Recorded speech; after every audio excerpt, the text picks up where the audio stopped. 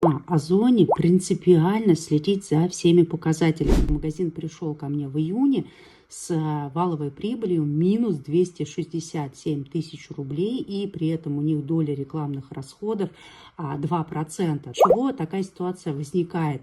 От того, что в принципе некорректно рассчитаны цены, некорректно заложена доля рекламных расходов на продвижение в юнит-экономику продукта. И вот хочу показать еще раз в динамике, что у нас происходит с показателями. Да, вот смотрите, например, в сентябре мы выходим на оборот 1 347 000, и здесь у нас уже валовая прибыль 11% от заказов, и это уже 146 тысяч рублей. Вот давайте посмотрим, что у нас при этом сейчас происходит в октябре. Да? То есть, вот, обратите внимание, здесь в среднем магазин продает на 44 тысячи рублей. Ну и давайте посмотрим на октябрь.